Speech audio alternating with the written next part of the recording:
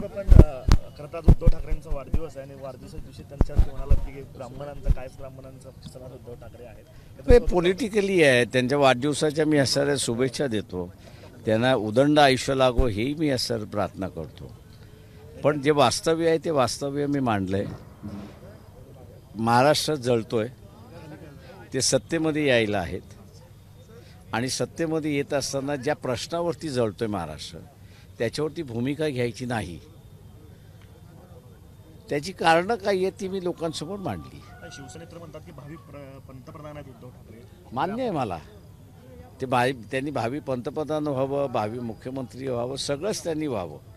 पण ह्या ज्वलंत प्रश्नावरती की जरांगे पाटील यांची जी मागणी आहे की मराठ्यांना ओबीसीच्या कोट्यातून आरक्षण द्यावं याच्यावरती त्यांनी बोलावं. येणाऱ्या विधानसभेमध्ये वंचित बहुजन आघाडी किती उमेदवार लढवतील जेणेकरून आम्ही आता असणारं जे आहे ते महाराष्ट्रामध्ये शांतता राहावी या दृष्टीने आरक्षणावरती जनजागरण आम्ही असणारं करतो. त्याचे सगळे पैलू आम्ही असणारं त्या ठिकाणी मांडतो. मराठा आणि कुणबी यांचं राजकीय मतभेद झालं असलं तरी चांगलं आहे मी म्हणेन. पण ते समाजाचं आणि सामाजिक होऊ नये याचीच त्यांनी दक्षता त्या ठिकाणी घेतली पाहिजे. राज ठाकरेंनी 225 ते 250 जागी उमेदवार उभा करणार असं म्हटलेलं आहे. Thank you very much. त्याला आम्ही काय करणार आहोत. शरद पवार असं म्हणतायत की मुख्यमंत्र्यांनी किंवा सरकारनं आता तोडगा काढला पाहिजे आणि भुजबळ, जरांगे, लक्ष्मण हाके या सगळ्यांना प्रश्न असा ही पळवाट आहे. मी असं म्हणतोय की राजकीय पक्ष म्हणून तुम्ही उद्या सत्तेमध्ये आलात तर तुम्हाला तोंड द्यावं लागणार आहे. आणि तुम्हाला उद्या तोंड द्यायचं असेल तर मग जरांगेच्या मागणीच्या तुम्ही बाजूने आहात की जरांगेच्या मागणीच्या तुम्ही विरोधात आहात हे तुम्हाला असं स्पष्टपणे मांडता आलं पाहिजे. हे जे पळवाटा जे आहेत या पळवाटा मी असं मानतोय की हे सगळेजण ओबीसीच्या विरोधातले आहेत आणि म्हणून या पळवाटा चाललेल्या आहेत. राजकीय नेते दोनच भूमिका घेतात, एक तर समर्थनाची किंवा विरोधातली, आणि त्याच्यामुळे समाज दुभंगला जातो असं देखील शरद पवार म्हणतात. प्रश्न असा आहे की तुम्हाला असणारं राजकीय भूमिका घेतली तर त्या राजकीय भूमिकेतून लोकांना तो प्रश्न कळतो. असं आम्ही असणारं राजकीय भूमिका घेतल्यानंतर आमच्याबद्दल ना ओबीसी नाराज आहे ना मराठा नाराज आहे.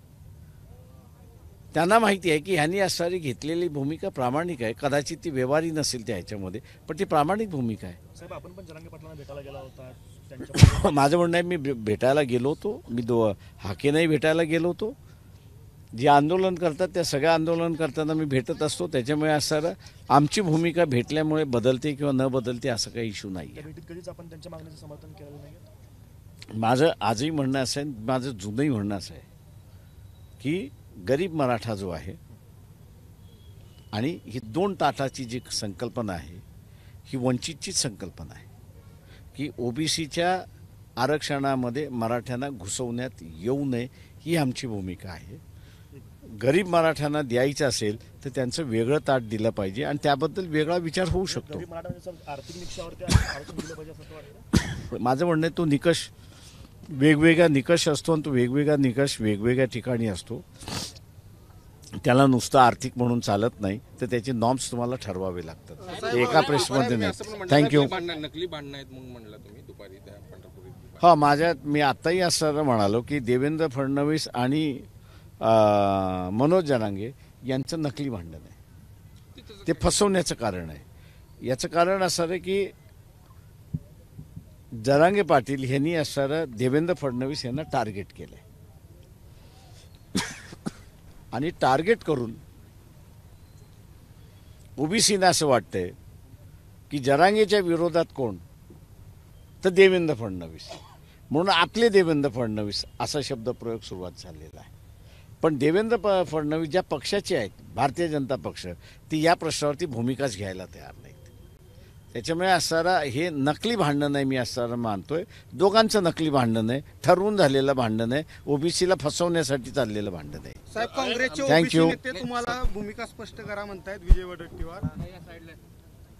त्यांना असणारा मराठी कळत असेल त्यांना माझी सगळ्यांना भूमिका माहिती आहे. थँक्यू. एबीपी माझा, उघडा डोळे बघा नीट.